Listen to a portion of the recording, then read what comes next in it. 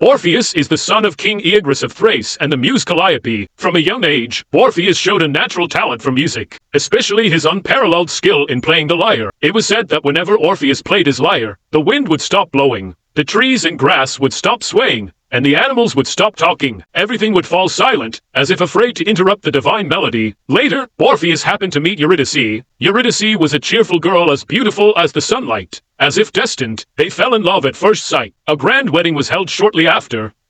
Orpheus' wife, Eurydice, was a beautiful and virtuous goddess. They lived happily together, until one day, the god Aristeus appeared. Aristeus was the god of the land and agriculture. Overwhelmed by Eurydice's beauty, Aristeus was determined to win her over. While fleeing from Aristeus, Eurydice stepped on a nest of snakes. Eurydice was bitten by the snakes and died. Since then, Orpheus lived like a soul without a body in a house filled with memories of his late wife. In unbearable sorrow without Eurydice, Orpheus sought the path to the underworld. Orpheus pleaded with Hades, the lord of the underworld, to return his beloved wife's life. With mournful, lamenting melodies, Orpheus expressed his deep sorrow. Orpheus moved the rare tears of the underworld ferryman and even the three-headed dog Cerberus to reach Hades. In front of Hades and his wife Persephone, Orpheus poured out his heart in grief over losing his wife. He then played a melody from the depths of his soul. The entire gloomy underworld, from the indifferent souls to the gods, could not hold back their tears. Persephone wept, while Hades sighed and shook his head. They agreed to let Orpheus bring Eurydice back to the living world. Eurydice was brought out by the death god Thanatos. The moment of reunion after life and death separation made the underworld rejoice for them. Before leaving, Hades gave Orpheus a strict warning.